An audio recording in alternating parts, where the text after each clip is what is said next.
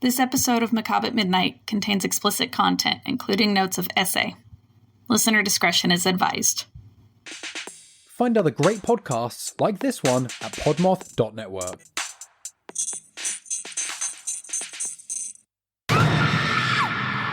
Looking for something scary, morbid, frighteningly insane?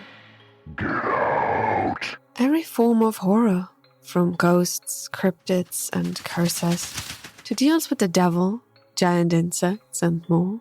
Go.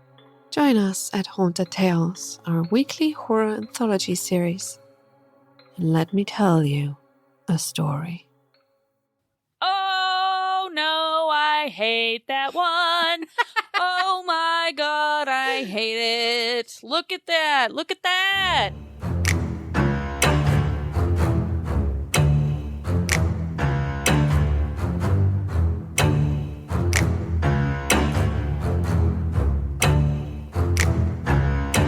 Konnichiwa, Hantaringu-san. Atashi no namae wa Arisa. Kono hito ga atashi no osoroshi kido kiriina suma rinzi. Kora wa Macabre Midnight. Koko de wa subete wa warui kido kawaii kara hantu ni warui made doko demo hioshite iru no da. Konban no bangumi no monogatari wa Teke Teke. I probably butchered that, but that's okay, because tonight we're going to be talking about the Teke Teke, and that is a Japanese entity that Lindsay has delved into. That's right. I know my Japanese-speaking brother is in the room right now cringing at every word that I just said. But yeah, this is Macabre at Midnight. Welcome back, you guys. We are so glad that you're here with us. We had to skip last week's recording. Lindsay was very sick. I'm still kind of sick, but I was really sick. She was really sick. I couldn't function hardly. She slept for like 2 or 3 days straight. Yeah, it was pretty bad. So I didn't have the energy to get out of bed, couldn't do any research, couldn't do anything. So we just skipped recording last week. Yeah, the week after we made our comeback. Yeah. A couple of things though before we get started tonight. I got onto our account. I looked everything over onto our Buzzsprout, and I saw that the links, I posted them in the links for the giveaways for the mug and the keychain. We actually posted them in the show notes, but for whatever reason, it didn't post the link. And we've kind of been having some trouble with our platform. If you guys listen to us regularly, then you know the episode before that uploaded the unedited version. I actually recorded it and showed it to my podcasting network because I was uploading the recorded version, or the edited version, and it was still uploading the unedited version. And it did that 2 or 3 times. I actually ended up having to message the platform to get it taken care of. I don't know why it was doing that. Yeah, it was a little weird for me because to me, that kind of feels like they have access to my computer. So a little weird. That is a little strange. At least we got it sorted out. Yeah, right. If you can't tell, I kind of picked up Lindsay's sickness after her. So if I'm sniffly, I'm sorry. It's not as bad, but I definitely had it. But I survived. So, all right, guys. So we're going to go ahead and get into it. We're not going to hold you up for too long. But before we get into it, as you know, we now do icebreakers. Oh. So here's my icebreaker for you tonight, Lindsay. Mm-hmm. Zombie apocalypse. Yeah. Is on the horizon. Okay. Who are the 3 people that you're taking with you? People I know, or? Yeah, you're not taking freaking, what's that guy's name? Daryl Dixon. You're not taking Daryl Dixon, okay? No, I mean, it has to be, people you know, though, not, celebrities or random people. Yeah, you're not taking MGK either. Okay, all right. 3. Good to know you thought about celebrities before you thought about your wife, I was just making sure that there were limitations, okay? Okay. You said 3 people? Yes. Probably you, my sister, and... No, both my sisters. So you and both my sisters. Okay. Now I need to know the logic behind that. Well, I wouldn't not take you, first of all. And then my sisters, because I know my older sister for sure could figure out how to live off the land because she's like into that kind of stuff. Yeah. And then I don't know. I don't think I could leave my younger sister behind. So you're either, just honestly. taking me and like for the novelty of having us there. Yeah, and then me and will figure out how to survive. It'll be all right. For the record, folks, I grew up with a military father who taught me how to survive off of the land. But I'm just there to look pretty, apparently. I would take my dad because, again, he knows how to survive off the land. Yeah. You know, and he's got stuff to help protect my brother because I feel like my brother is more than capable of going vicious on something if he has to. Or, like, if someone gets bit or something, I feel like he's one who'd be capable of, like, nah, we gotta get rid of them. Like, you know what I mean? And, sorry, Lindsay, I'm gonna have to go with the puppies. Wow. They can't fight for themselves. Yeah, but you know, I've heard that animals will turn on you if they get hungry enough. Yeah, but you know what? My animals aren't gonna get hungry enough. Okay, you sure when food is scarce? Yeah, I'm sure. I know how to survive off the land. I know that you're only bringing me along because I'm pretty. No. But no, I think it has to be people. So I'm not going to bring you because I feel like you're married. So yeah, I feel like you're married. I feel like we're married. So automatically we kind of go together. So I don't feel like you count. Okay. So I'm going to say, I want to say my sister, but I couldn't bring her without like her children. Right. And that's 4 people. She'd kind of have to fend for her own family almost. Well, no, I mean, I would help her, but I have no idea who my third person would be. I guess maybe like my stepdad, because he also, he knows how to hunt. He might be a good choice. He does know how to hunt. Yeah, he knows how to hunt and, you know, again, survive off the land. Sorry, Mom. Sorry, sis. I know. Sorry, parents. Realistically, I'd bring more than 3 people, though. I'd bring a whole, like, commune. You know, we'd have to find a way to create our own little community. Yeah. So. But that's not what we're here to talk about today. We'll do zombies another day. Today, we're talking about the Teke Teke. So Yay. let's get into it. So I'm curious, Liz, what do you think of when you hear the words Teke Teke? Honestly? Yes, I want to know. Hawaii? Really? Yeah, like it's like tiki. It makes me think of tiki. Like tiki torch. That's fair. That's fair. Teke Teke. You don't think it's like a sound, though? Like Teke Teke. Teke Teke Teke Teke Teke Teke Teke. I didn't until like I said, let's talk about the Teke Teke, and then you went Teke Teke, and I was like, that's kind of creepy. Yeah? So like, but that was the first time that like entered my mind, so. So, yeah, so obviously the Teke Teke is a Japanese ghost. It was actually classified as a onryo. Okay. So if you don't know what an onryo is, that's a vengeful spirit. Vengeful ghost. Where'd you learn that?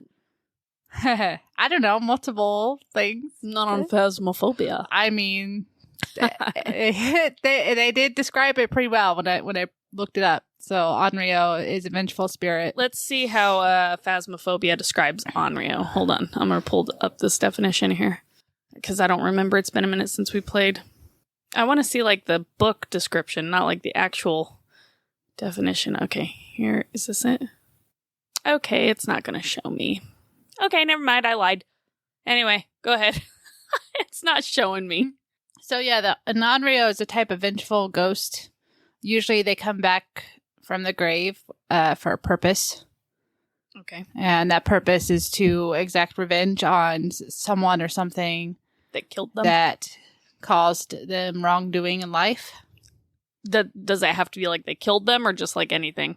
It's kind of a gray area in this case because the Teke Teke doesn't really like choose its victims that way. Okay. From what I've read. Okay. That makes no sense, but go on. Oh, you'll find out.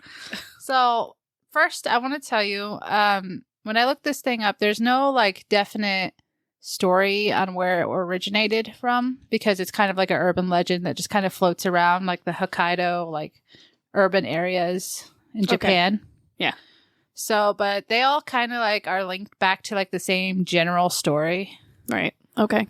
So I'll tell you what the general story is, and then give you some examples of like different versions of that. Okay.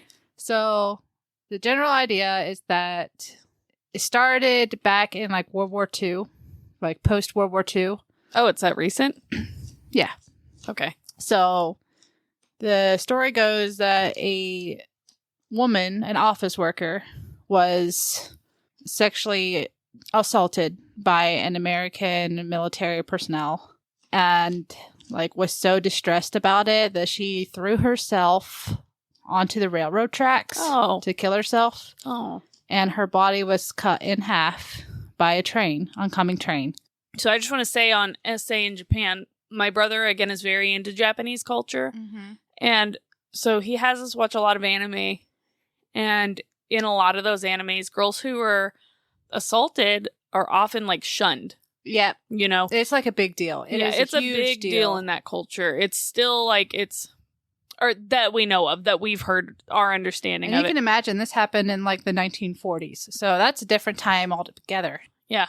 So I don't know if modern Japan, like the younger generations are necessarily see it that way. Right. But that is something that, you know, Essay, like, she may not have been throwing herself onto the tracks because of, you know, her own distress, like as far as what happened. It may have been. Yeah, from what I've read, it's like the stories, like after it happened, she was like so horrendously mistreated and bullied that she just couldn't take it no more. Oh. And so she threw herself onto the tracks. That's really sad. With the intention to die. Okay. Now, as the story goes, though, after the train severed her body, she didn't die right away. Oh, you know what that makes me think of? What? That creepypasta that we listened to. Oh, yeah. Oh, that thing. I wish I could find that one, find the name of it. I know what you're talking about. It messed me up. There were these kids and they were camping. It was like Cub Scouts, and they woke up to go pee, and like one of them woke up to go pee, and they went over the railroad tracks, and there was like someone just heard like thump, drag. Well, thump, you're really gonna love drag. this thing then. Oh God! And then it ate them, and it had gotten run over by by a train, and it had cut his body in half. I hate that. Yep. So the story goes that after her lower half was cut off, she survived for several minutes and wriggled around on her hands, dragging her body, trying to get help. Oh my gosh! What? It says the legend says that an attendant there saw her, and instead of like helping her, they just covered her with a tarp and just like let her die. Oh my gosh! I mean, I don't think you really can help them at that point. I mean, but also, like, what? Like, at least sit with them, you know? That is so. Ugh. I hate that. That's just, I have like chills. So, that's the legend, the basic legend behind the Teke Teke. So now I'll give you a bit of an idea of what they look like. I don't want to know. Okay, you tell me and then I'm going to Google it. Okay. Because I know your friend looked it up and was... So the Teke Teke is said to be usually a woman, a young woman. And some depictions, it's like a schoolgirl. Okay. Like schoolgirl age. So sometimes she's like dressed. Teenager. Yeah. Sometimes she's dressed in like a schoolgirl uniform. Other times she's just dressed in this like white gown that's like bloody and dirty. Okay. But she has no lower half. It is completely gone. I hate that so freaking much. Every time you say that, I like literally like I have goosebumps on my. Did you see the hair standing up on my freaking arms? Because it's just creeping me out. I hate it. Yeah. So like everything from the waist down is completely gone. And quit saying that. Instead, replaced with the gore of not having anything from the waist down. So naturally, the Teke Teke walks around on its arms and hands. Like it like walks. It doesn't drag itself. No. I don't like it. It walks on its hands. Okay. And it's said that its fingers are actually like elongated into like claws. So it doesn't even have Okay. fingers. It has claws from dragging itself. Oh. Like Like the bones are... And usually they have long, dark hair that's unkept and covers most of the face. Well, a lot of... I've that seems to be a common denominator in Mhm. Japanese ghosts. You tell me when you're done, and I will hit the search. I have it pulled up, but I haven't hit search yet. I'm going to let you finish describing it. Well, that's the description. I haven't told you what it can do yet. Okay, let me look. Let me see. Well, I don't know what your friend saw. Like, oh, yeah, no, that's not nice. Never mind. Oof. Like, not a lot of these are very disturbing, but there's a couple of them that are, like, not nice. Oh, no, I hate that one. Oh, my God, I hate it. Look at that. Look at that. Yep. That's not okay. Okay, go on. So the Teke Teke is said to be able to move at unnatural speeds despite it not having the lower half of its body. Imagine that thing coming at you at an abnormal speed. I'd puke. I think they said that it could outrun cars even at some point. So you can't escape. Once you see the Teke Teke, you're pretty much doomed. That's terrible. Now, in some versions, the Teke Teke carries a scythe. I literally just scrolled on one like that has a scythe. Okay. And there's a reason for that. Great. But first, let me tell you why it's called the Teke Teke. Okay. The only reason why this creature, this entity, this ghost is called the Teke Teke is because that is the sound that it makes when it moves. Like with its mouth or? I guess that's just the way how fast it crawls. It just sounds like it's going teke teke teke teke teke teke, like across the ground. That's disgusting. Yeah. So it's like skittering. Yeah, pretty much. Like that's how gross. fast it moves. Ooh. And then it Look, the hairs are up again. and then it attacks you. So, but it doesn't. Now, in some stories, it doesn't attack you right away. And I actually have like a little encounter I'll read that I found on Reddit. like someone claims Somebody that they... claims that they saw a Teke Teke. I don't wanna. Now, so in the variations where it doesn't attack you right away when you spot it, usually it will converse with you, so they can talk. They're like capable of speech. Yes. Okay. So, it was described usually that you'll find them like laying flat on the ground at first. Yeah. And then it will like address you and ask you where its legs are. Oh no. I don't know. I'm sorry. And apparently the only way you can survive an encounter with a Teke Teke is if you answer the questions correctly. What the? How are you supposed to know where her legs are at? Do you know all the questions she asks? Yes, she'll ask, where are my legs? Uh-huh. And then she'll ask you, do you need your legs?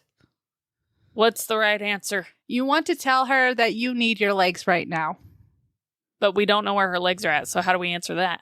In some variations, you can tell her where she died, like the train station in Hokkaido, the Hokkaido area where she died. Like that's where your legs are. Mm-hmm. And she might leave you alone, like decide to let you live at that after that, but usually not. Usually, anyone who sees a Teke Teke is then cut in half, and it's said that she steals your legs after she slices your body in half. She's got a fucking garden of legs stored away somewhere, wherever the hell she's living. Now, I said she's a vengeful spirit, right? Mm-hmm. So the idea behind this is that she came back after being mistreated, after she tried to kill herself and no one would help her Yeah. in those several minutes before death. Mm-hmm. So now she haunts urban areas, usually around train yards, Okay. supposedly, and the most common. She haunts like train yards and like train stations, substations, like that. Those kind of areas. Usually late at night, and from there she just like whoever's out and about late at night, becomes their next victim. So don't go out late at night in Japan. By yourself. By yourself. No. Yeah. No. So there were also, like I mentioned, there are different variations. There's also some I read or found that where she's a schoolgirl, she'll haunt schools instead. Okay. Like, she's not like the toilet ghost or whatever, the bathroom ghost in the schools, right? That's a different thing. toilet ghost. What do you mean? What are you talking about? Not Moaning Myrtle. Okay. There's like a Japanese like bathroom ghost. Like she kills kids in the bathroom. No, it'd be like the same kind of scenario. Still nothing below the waist. Okay. Just killing bullies, people who she perceived bullied her in Gotcha. her life. Okay. Some people say that this is just a legend that was made up for like to teach people not to abuse, like to kind of deter people from like sexual abusing people. Yeah. Or like bullying people, because then this thing, like if you're caught out late at night, this thing might come get you. Right. But I don't know. Like I said, I have this encounter I found on Reddit that I'm going to read to ya. So, are you ready for this? I'm as ready as I'm going to be. Okay, so this is on Reddit under subreddit No Sleep. The author is named Lilac, I think. It was posted 2 years ago. It's not lilac, is it? Lilac might be. It's spelled different. Spelled with different. Lilaac. Oh, okay. Yeah, I think that's lilac. Okay, so the title of this is called Beware the Teke Teke. I recently took a trip to Japan to study abroad for a semester. While there, I made many friends who told me all about the history of this beautiful country, in case I came back to visit. One thing to know about Japan is that its advanced technology and cutesy anime characters almost wholly cover up the horrors lurking in the shadows. Unfortunately, I had a painfully terrifying experience with said horrors, which is the whole point of this post. Anyways, it was a Saturday night, and my friends and I went bar hopping from Kyoto to Osaka, which is around Tokyo. Okay. Since it's only about a 25-minute train ride. We were all tipsy, fumbling and stumbling around each bar. We'd gotten thrown out of 2 bars by that point, and we're about to get thrown out again. My friends were arguing with the security guards and other tipsy people, and the mood was killed. I hadn't sobered up, but was still courteous and apologized profusely, practically dragging my friends out of the bar. After all of that, I called them a taxi and went on my way. I had already spent so much that night, so I decided to take a 20-minute walk back to my dorm. There was still a good amount of people walking in the streets, so I felt a little more comfortable. Still stumbling around, I decided to take a shortcut through a nearby park. I know what you're all thinking. In horror movies, taking shortcut almost always ends up with someone dying. However, it was freezing cold outside, and the path was the quickest way to my dorm. I walked through the park with my hands in my pockets, hunched over to protect my face from the cold air. Quick footsteps could be heard from behind me. Turning, I didn't see anyone, so I pressed forward. Immediately after I turned back, the footsteps continued. It was as if a child was running around the park barefoot. I glanced around the area, but still nothing. I turned back around, and that's when my nightmares became my reality. There, lit up by the dim street poles, was a woman laying flat on her stomach, staring at me. From what I could see, the woman's hair was unkempt and all over the place. I squinted before shouting, "Hello?" The woman had no reaction, so I assumed she couldn't understand my drunken words. I tried my best to sound sober and repeated myself, "Hello? Why are you on the floor?" I took a step toward the woman, thinking she needed help. The woman propped herself up on her hands, revealing the non-existent lower half of her body. I slowly backed away, to which she moved closer. Something on the ground sparkled next to the woman in the moonlight. I could barely make it out, but it looked like a scythe of some sort. The woman let out a husky sigh before speaking.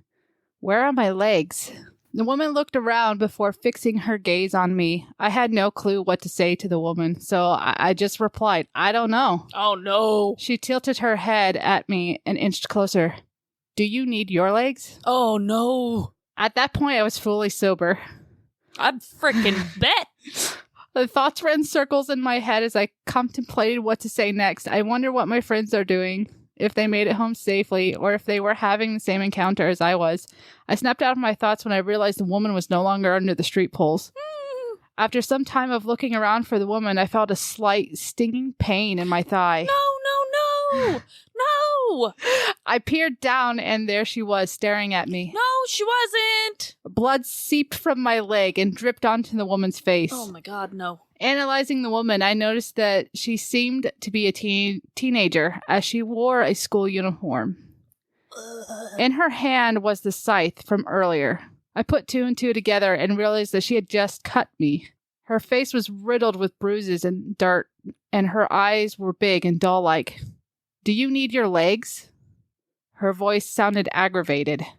What kind of question is that? I cautiously eyed the young woman as a smirk grew across her face. Why are you not running? Within seconds, she raised her scythe in the air and slashed my leg. I immediately started sprinting for my life as loud pattering sounds grew closer and closer to me. Exiting the park, I turned a sharp corner, hoping to distance myself from the girl. The little path took me back to the main streets of Osaka, but it was completely dead. Nobody was on the roads like previously, and all the surrounding billboard lights were off. Oh no. I glanced behind me only to see the girl using her hands to get closer to me. My legs ached so as I grew tired. As I continued, I recognized the area and soon as I found my campus.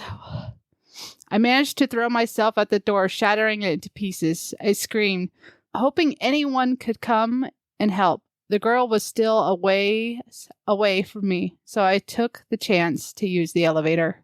Pressing the button, I grew more and more impatient. When the door opened, I saw my doormate staring at me in confusion. I thought you were going out. I shoved her and got in the elevator, pressing all of the buttons. She glanced around until her eyes fell on the girl, who smirked back at her as the doors closed. At this point, the adrenaline had died, and I collapsed into my friend's arms. I sobbed into her shoulder as her grip on me tightened. Who the hell was that, and why was she missing her legs? That is not the first question I would have asked. My breathing hitched as the elevator stopped on the highest floor. We got out and met up with the floor assistant, who guided us to the infirmary to wrap the wounds on my body. I recounted my encounter with the girl to everyone in the room. You've met the Teke Teke, the assistant said in a soft voice. Supposedly, the young schoolgirl had fallen onto a railway line where her body was cut in half by an oncoming train. It's told that she wanders around the cities in search of her legs and will approach people. She'll ask them questions about her legs, and depending on their answers, she'll either leave them alone or chase them, cut them in half, and take their legs. I learned that I was one of the few people that managed to escape from her. I have since left Japan and returned back to my hometown with my family. My mind, to this day, can't process what I've experienced, and not many people believed me when I told them. I know what I saw, and I have the scars to prove it. You can choose to believe it or not, but I just wanted to put this out there in hopes that someone else has had a similar encounter. Okay, did you post pictures of the scars, friend? They did not. Uh-huh. This was posted 2 years ago. Yeah, so. uh-huh. No pictures, didn't happen. But that coincides with pretty much all of the stories surrounding the Teke Teke. Yeah, it's pretty gross. I hate that. There was also one additional thing that I found in some of the other versions of the stories that was actually in the film that I watched, because I did watch. There are a couple of horror movies out there if you're curious. They're called Teke Teke. Teke Teke, all of them? Teke Teke, and then Teke Teke 2. Oh, okay. I think the first one came out in 2009. I'm not sure how recent the number 2 was. Okay. They're in Japanese, though. So if you want to watch them, you gotta look for the English subbed unless you can speak Japanese. She also said the quality was, like, not phenomenal. I perceived it to be low budget, but I don't watch a lot of foreign films, so I don't know. But it looked low budget to me. It wasn't bad, aside from it being, like, kind of low budget. So tell us about the storyline. So, in the storyline of the movie, which relates back to what I was just saying, it starts out like some office worker gets attacked and it's all over the news. This person was murdered. Her body was cut in half. Like, they can't figure out why. Mhm. And then the story focuses on this schoolgirl and like her friend and this boy that her friend likes. Okay. And they kind of fight over this boy, even though the main girl is like not interested. You know, it's one of those deals. Okay. But when the friend, I don't want to spoil the whole thing.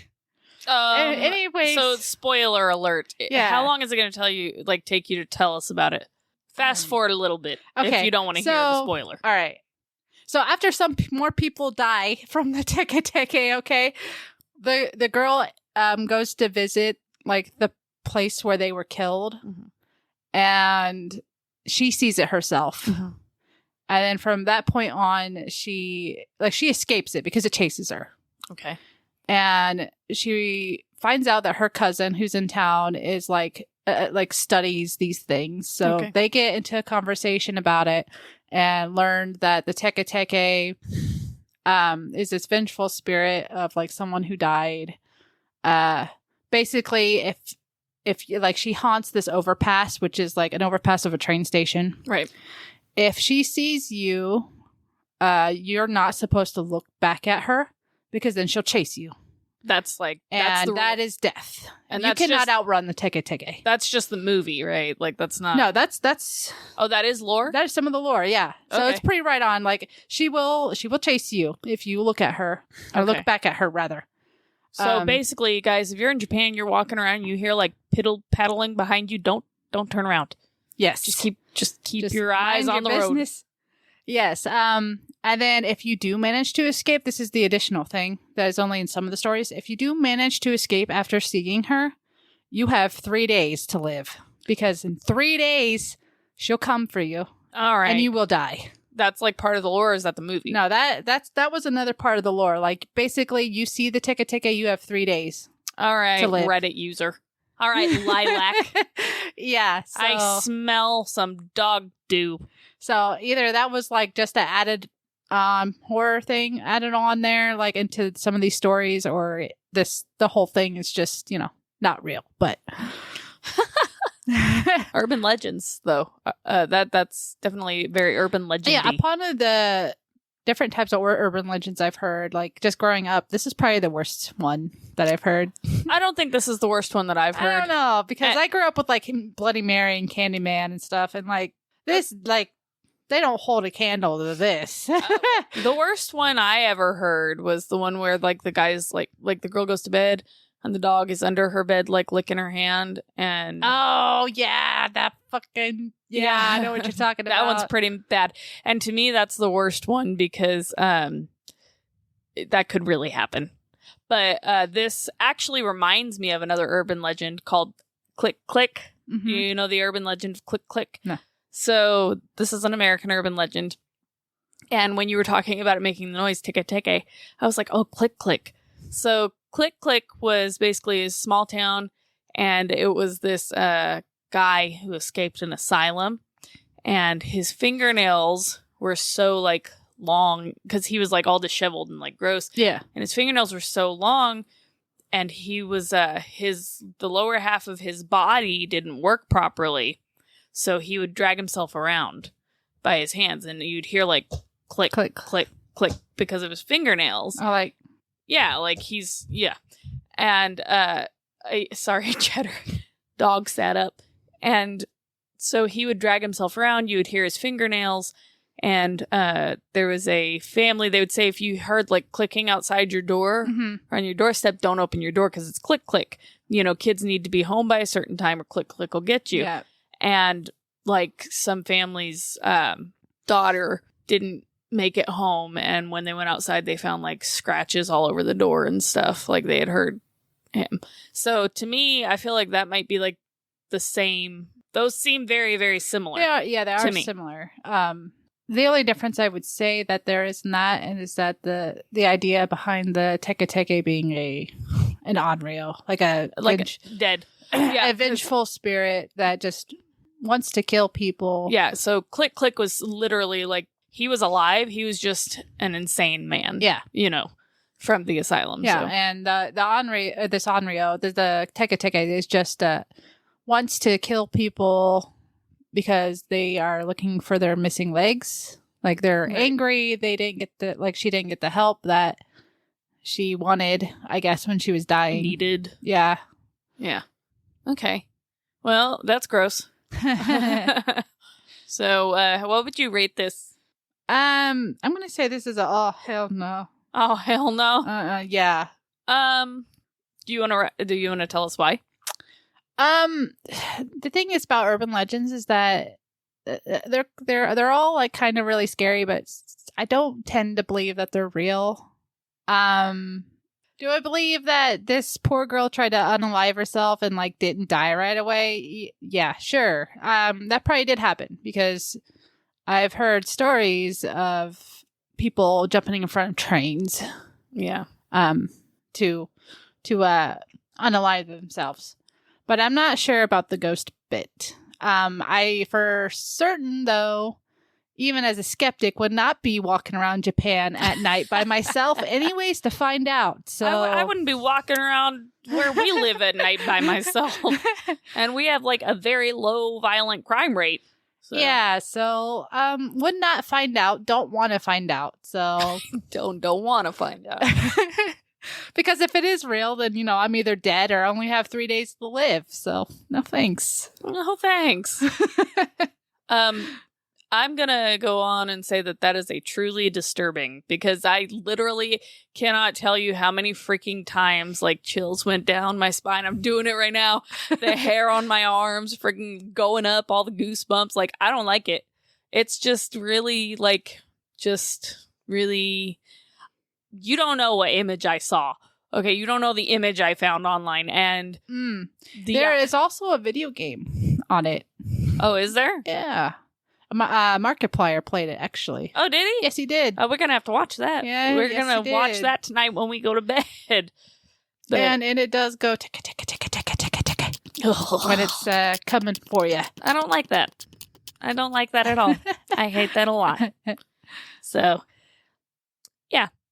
Don't go to Japan without some holy water. And just remember that the buddy system is there for a reason. The buddy system is there for a reason. Anybody who tells you that like Japan has, a really low crime rate, like, yeah, you just look them in the face and you say, okay, well, what is the Onryo rate in Japan? Okay. Tell me about all your evil ghosts. Yeah. Please. Right. But if you do go to Japan, make sure that you lock your doors, you light a white candle, and we will see you in your nightmares. And remember, if you hear a pitter-patter behind you, don't look back. Don't look back.